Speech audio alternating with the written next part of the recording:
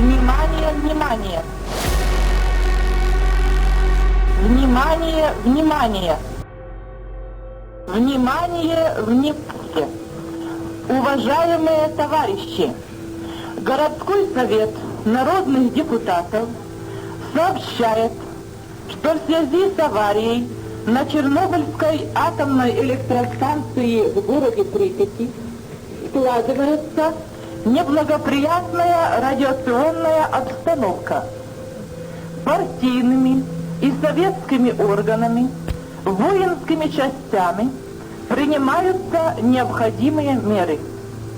Однако, с целью обеспечения полной безопасности людей и в первую очередь детей возникает необходимость провести временную эвакуацию жителей города в пункты Киевской области.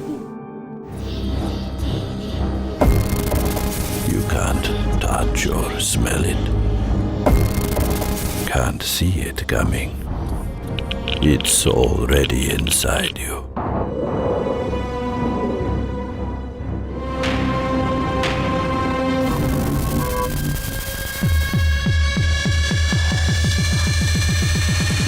We can't survive like this.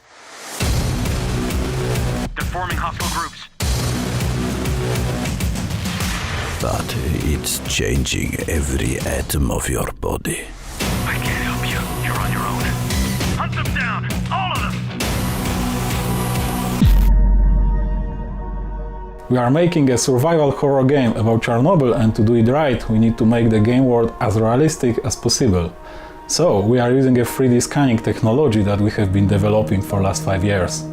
And recently we are traveling to Chernobyl quite often to capture all the data we need to make the game's locations. In 1986, the power plant in Chernobyl exploded, causing the death of at least 30 people on site and leaking radioactive material across a distance of over 1,000 square miles. It was one of humanity's worst disasters, and its effects are still felt to this day, man. As the cloud of radiation grows, so too does anxiety throughout Europe. Radiation levels in at least half a dozen countries are 3 to 20 times above normal. Not a serious health hazard, according to officials, but cause for serious concern nonetheless. This disaster created the exclusion zone, which is also called the zone of alienation. This was made to safeguard everyone from the disaster and to ensure the radiation didn't spread any further than it already had. To help with the cleanup of the disaster, people called liquidators came into the zone and helped with the removal of radioactive materials. It's estimated that between 600 and 800,000 people were involved in the cleanup operation, and many of them died or went on to get serious health issues later on in life. Within this zone of alienation, man, there are cities buried beneath the earth and hidden above in what can only be described as radioactive city jungles. Some places to this day are so radioactive still, you can get serious health problems or even risk death within minutes of just being there. Nevertheless, this hasn't stopped people over the years from sneaking in the zone and exploring it to show us all what the old Soviet-era living was like and what has since been long abandoned. These people are called stalkers, and as dangerous as their journeys are, man, it's understandable why people are attracted to the idea. And to be honest, without them, these days we'd really have no idea what life inside the zone actually looked like. There's been countless bits of media since the disaster released giving a take on what happened, but there is one piece of media out there which I think, personally, man, tops all of them, and that is a little gem of a game called Chernobylite. Chernobylite's a survival game with a story which is linked to the Chernobyl power plant disaster. Although the story is not real, man, the setting for the game is set within the exclusion zone, which was put into place following the disaster. We play as a man named Igor, who is looking for his fiancée, Tatiana, who went missing following the reactor meltdown. Our boy Igor is a stalker, and during his travels, he goes to all sorts of different locations, such as the long-abandoned irradiated cities of Pripyat and Kopache, and other areas within the zone like the Red Forest, which is located just outside of Pripyat. These are all real-world locations in the game, and the developers went to each part of the zone themselves and used 3D scanning technology to implement everything you see on screen. But I ask you, man, how accurate are these locations to the real thing? Well, in this video, we're going to compare the differences between the real-world and Chernobylite world locations, jumping into some real-world history and game development as we go. So kick back and relax, and let's get stalking.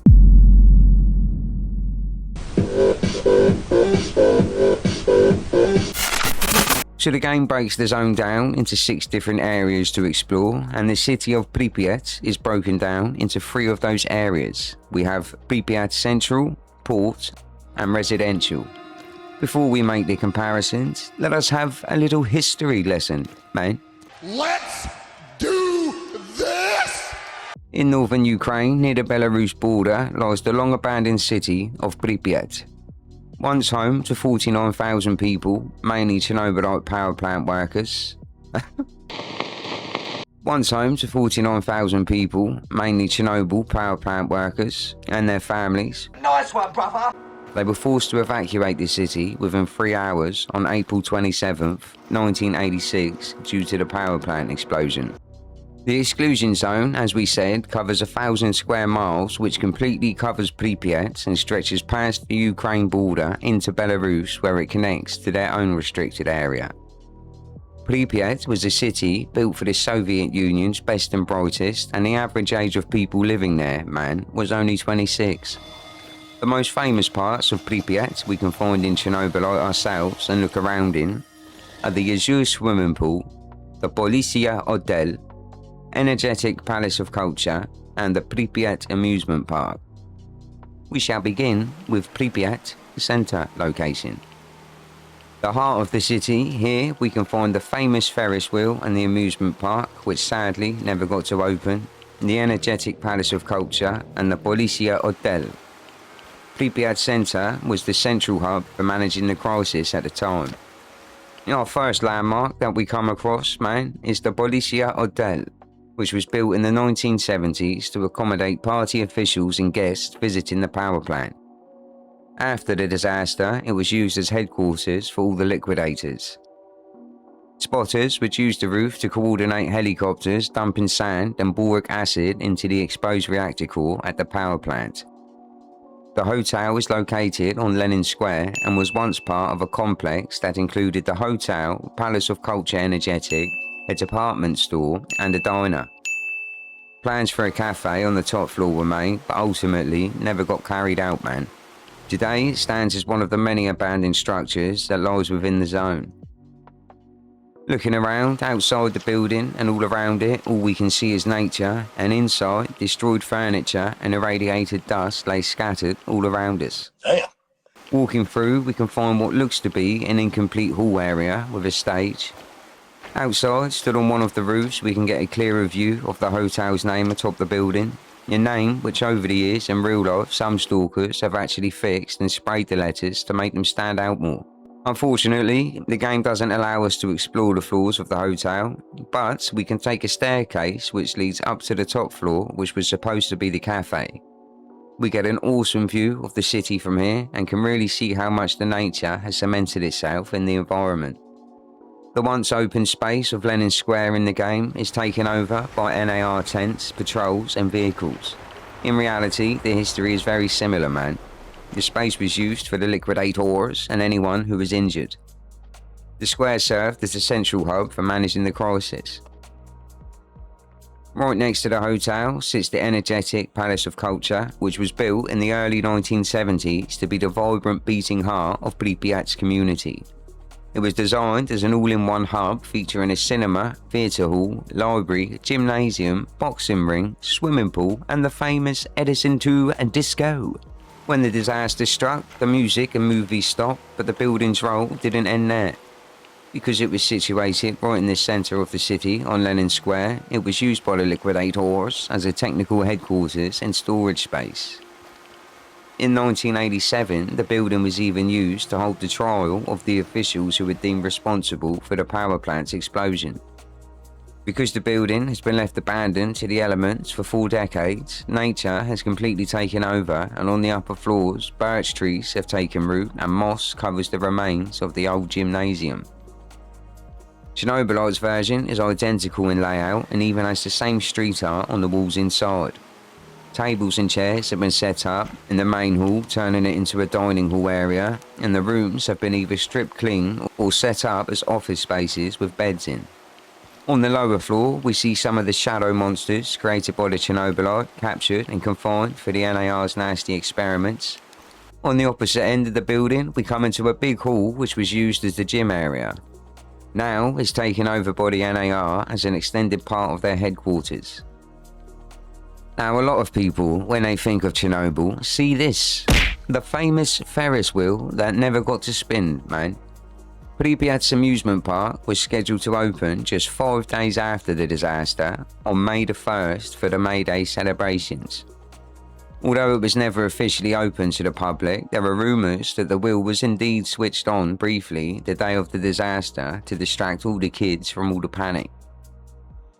The huge space next to the park was used as a landing pad for the helicopters carrying liquidators to and from the power plant. Because of this, the area was left with some of the highest residual radiation hotspots in the whole city.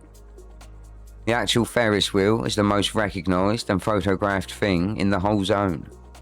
The area in Chernobylite is completely open with no NAR activity, and the park itself is identical, minus the position of a few bumper cars. I did, however, have Chernobylite crystal build-up and 2 goony scientists at my one, so it isn't always left untouched, man.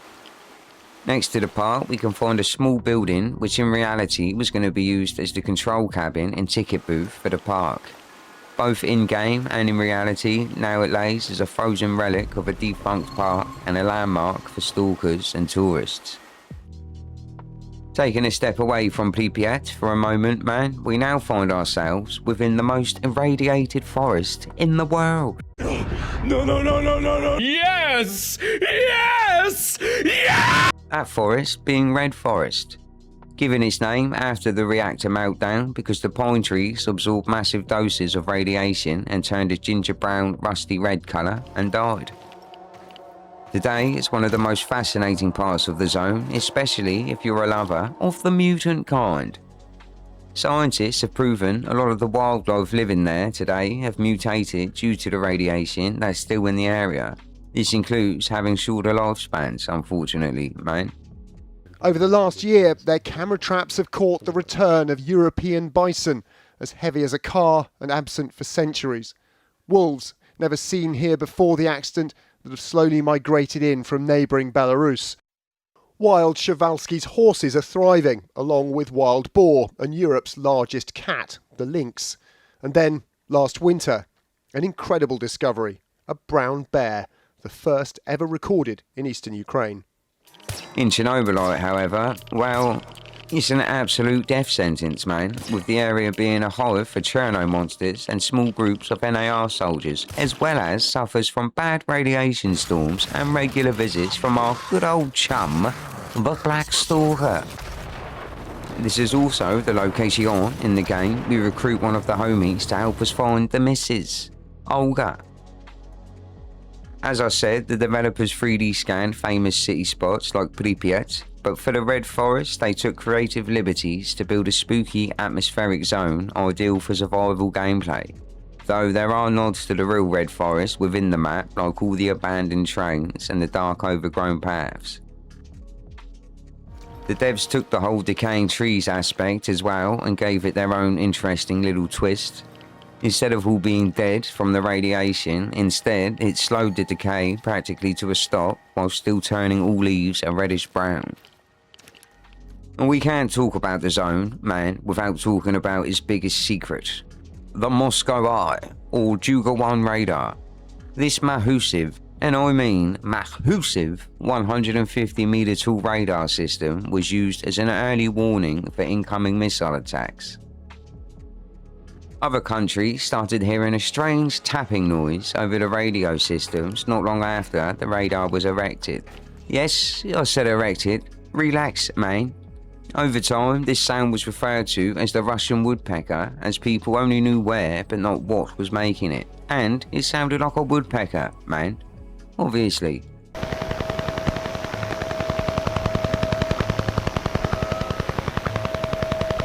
The game devs took the iconic radar and placed it slightly outside the map, towering over us all, showing off just how much of a big boy he really is. We can also find the famous Liquidators Memorial in this location, a reminder of all the heroes involved in the cleanup operation. There's also various secret data centers, administrative buildings, and a military barracks, man. The real-world history behind them is so incredibly specialised, the developers just used them to preserve the authentic layout of the site rather than stuffing them full of game loops. In the game, they just look like hollow rusted shells, but in real life, that entire complex surrounding the Juga was a highly classified, heavily guarded Soviet military settlement called Chernobyl 2. Because the Juga radar was an over-the-horizon missile detection system, it required a small army to maintain it, man.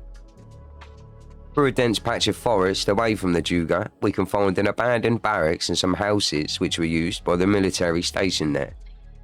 Chernobyl 2 was a closed town, meaning it didn't exist on any Soviet map, and regular citizens had no idea it was even there. Because the staff couldn't leave, the military built a completely self-contained community. These empty buildings included barracks, apartment complexes for the officers' families, a school, a gymnasium, a post office, and even a small grocery store.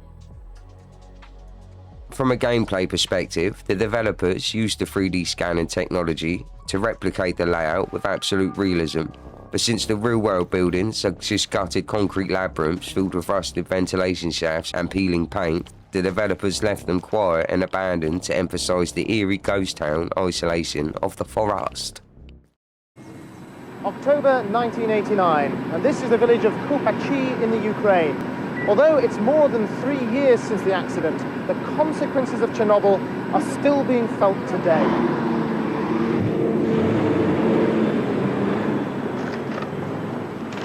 Pripyat was a village about 4 miles away from the reactor. It was made almost entirely of wood, which meant it soaked up radiation like a sponge, man. The Soviets realised they couldn't clean it, so they did something rather mental. They used bulldozers to bury the entire village.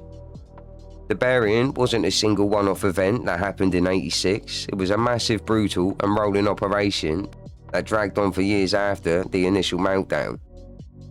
When the disaster first happened, the immediate focus was just surviving the initial fallout and building the sarcophagus.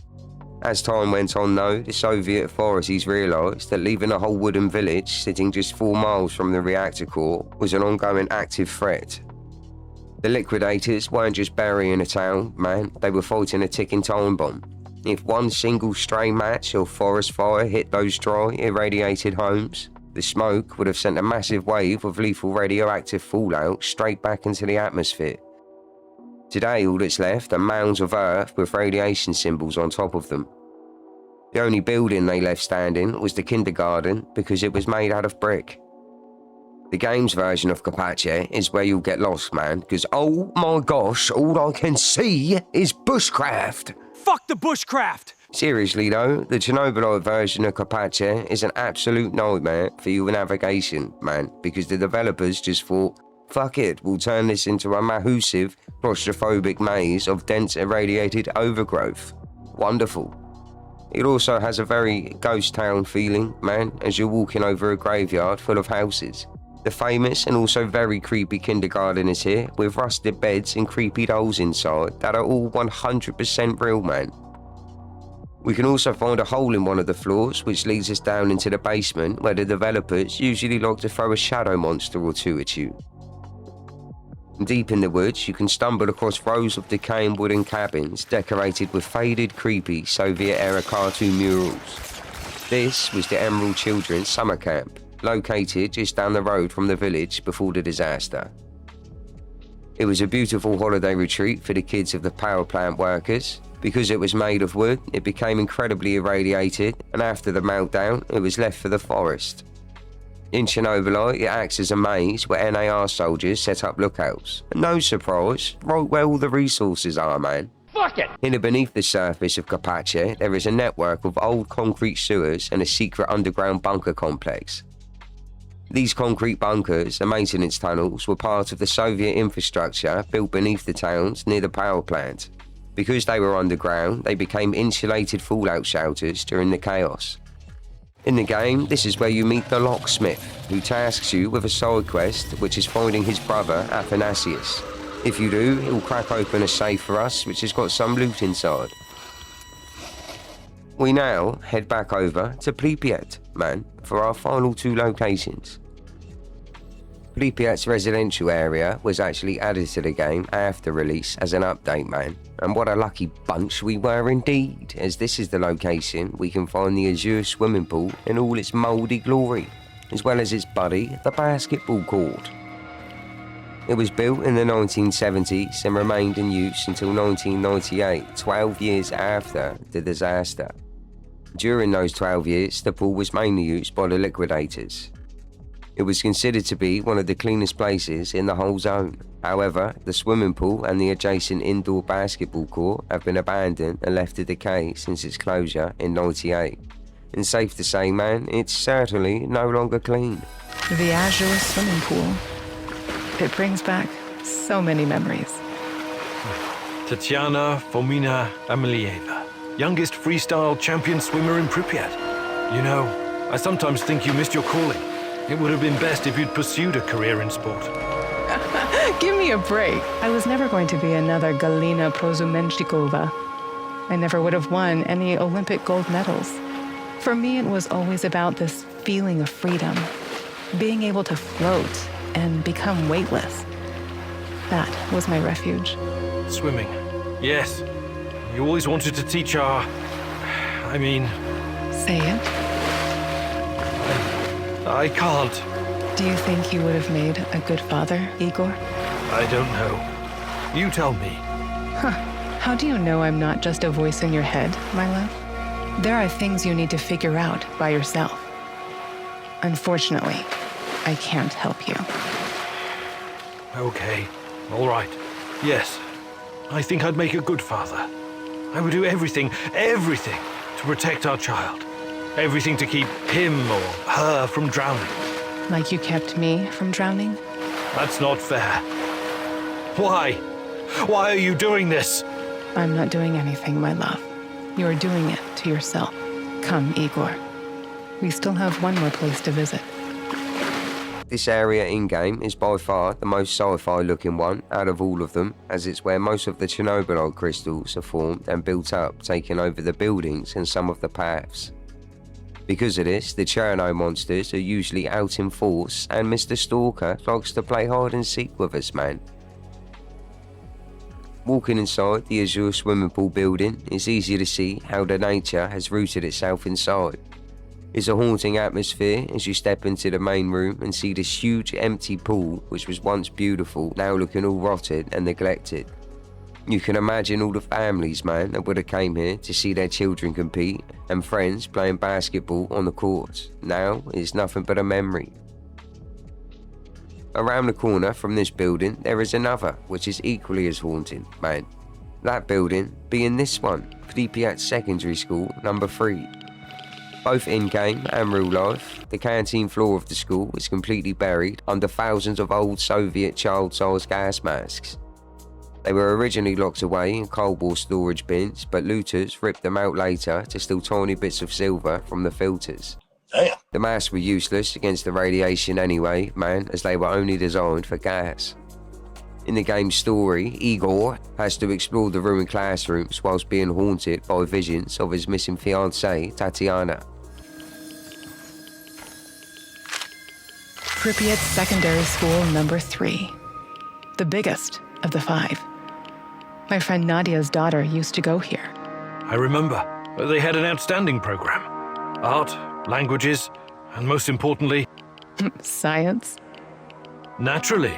I bet you can still find a portrait of Lomonosov or Newton hanging up there. Cute. But that's not all they taught us at this school, is it? What are you getting at? Propaganda speeches, military drills, preparing little kids for World War III. What do you do when the evil capitalists drop an atomic bomb on your house? Duck and cover. No. You put on your gas mask and marching boots, grab a rifle and rush the enemy. You kill it. You crush it. You annihilate it. Even when you die, you're not free. So when the party commands it, you rise up from the dead to fight it again. And most of all, you keep your mouth shut. All your life, you protect the state's secrets. Then you take them to your grave. Those were different times. The Cold War mentality and us versus them routine. A lot has changed. But has it? Really? Yes, it has. We live in a new world now. Look around you. How is this new world working out for you? These children, they were raised to fight the enemy. But how do you fight an invisible enemy? You can't see it. You can't taste it. Yet you can feel how it penetrates your body, corrupts you from the inside. And you, Igor? Who are you fighting against? Everyone and everything that stands between me and you, Tanya. And what if you're wrong? What if the enemy is you? Walking through from one end to the other, we pass through an empty gym and head down a long hall. At the other end, we can take the stairs up to the second floor, where we can find more classrooms and, you guessed it man, more gas masks. It's a really interesting area to explore, with the Chernobylite build-up giving it that extra bit of sci-fi sauce. It's even better, man. There's no other landmarks in the residential area, unfortunately, though we can find this dope as fuck kids park, man, tucked away in the goddamn bushcraft. Fuck the bushcraft! With it being a residential area, we can obviously go inside some of the apartment blocks too and explore for materials and clues. But most of the insides look the same, man. So, with that being said, we now have wet feet, man. Bruh. As we stand in the waters of Pripyat port. This is an awesome location, and it's one of my favourites because of this dope as fuck cafe, which has the grooviest, albeit slightly destroyed window I've ever seen, man. Especially in a cafe. Its detailed stained glass depicts girls, flowers and planets, signifying Soviet optimism. It's one of the most recognised parts in the whole zone, and in-game, an important part of Igor and Tatiana's story is set here. There's a few landmarks we can hunt down in the port, but as we're already here, let us have another history lesson, man. No. Let's do this! Standing proudly on the beautiful shoreline of a vast lake, Cafe Pripyat, or The Dish as it was known by locals, was naturally a popular destination. A place where people from the city would gather to chat and drink on the round sun-drenched terrace that overlooked the waters. From the stone-clad terrace, a wide staircase leads down to the boat dock and onto the water's edge. Sailboats would use the lake during the summer months, and barbecues would be a common sight along the tree-lined shore. In winter, when the lake froze, children and families would ice skate and men would cut holes to fish. Those wanting a 360-degree view could climb up to an observation platform located on the roof of the cafe, with the view now mostly being obscured by the trees, man. Climbing back down from the roof, we can leave the cafe and find one of the many Lenin statues that are in the game. Lenin, for those of you who don't know, was the founder of the Bolshevik Party, which became the Communist Party, and the driving force behind the creation of the Soviet Union. He led the 1917 October Revolution, establishing the world's first communist state, and served as the first head of government of Soviet Russia and the USSR. This area in the game, man, is another one which is rather nightmarish, as NAR are usually everywhere. It is, however, an awesome location for resources for the base. After a little bit of solid snake work, we find ourselves within a huge hospital, man. Officially called Medical Sanitary Unit number 126. I know, what a name. It's a massive sprawling complex of 5 interconnected buildings, and it sits right on the edge of the residential district. On the night of April 26, 1986, the hospital was the absolute first line of defence. The 108 firefighters and plant workers who first responded to the explosion were rushed straight here. Because the staff didn't know what they were dealing with yet, they stripped the men of their uniforms and hastily threw all the boots, helmets and jackets into a pile down in the basement. To this day, those clothes are still sitting in that basement, emitting terrifying levels of radiation. It's considered to be the most dangerous place in the whole of Pripyat. In real life, man, the authorities actually dumped tons of sand over the entrance to stop any stalkers or tourists from going down there.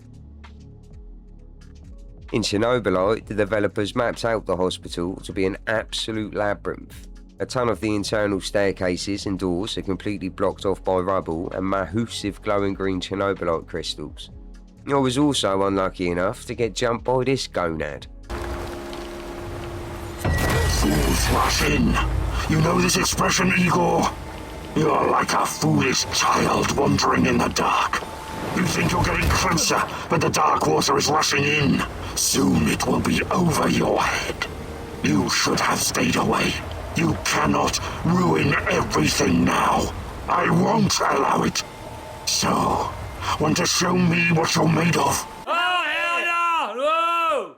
Once you finally navigate the maze to the top, the roof gives you a perfect vantage point over the streets below, and you can see how much Chernobylite buildup there is in the area. We cannot access the basement, unfortunately, man, but the atmosphere of the hospital more than makes up for it, and what we can't see is left to our imagination, so take it as you will, man. Leaving the hospital now, we have stumbled upon this beautiful shipwreck, and what a rusty one it is indeed. Next to it, we can find a small cave covered in crystals. Inside, well, it's a cave, man. Like the residential area, there's also a few blocks of flats in the port we can loot around inside. But, like with the residential area as well, the layouts are pretty much similar, man, as most flats are. Our last spot worth seeing here is this. Bang! Another banging park, man. Once again, buried in the foliage of doom. Not a lot to say, man, other than, well, it's a park, bro.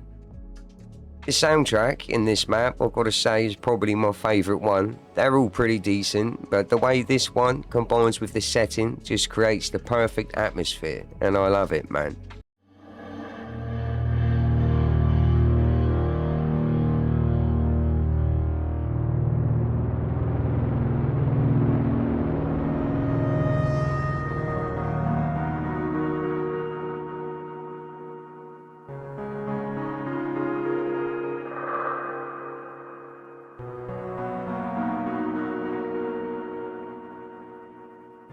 We have now smashed through all the main locations worth seeing in the game, man. I might have left one or two out, and if I have, I apologise. Comment down below and let me know, man. There is one more map, the cooling towers, but to be honest, it's just a massive open map with the cooling towers being really the only cool landmark there. There is, however, this bad boy too, which is an awesome piece of stalker artwork that the developers were dope enough to scan in for the entire world to see for the rest of digital eternity. And that, guys, is all from me, man. I really hope you enjoyed what you saw, and I'm sorry halfway through my voice went all nasal. I've been really ill, man, throughout making the project, so yeah, apologies. Anyway, thanks for watching, you're dope as fuck, and until the next one, take care. Stay groovy.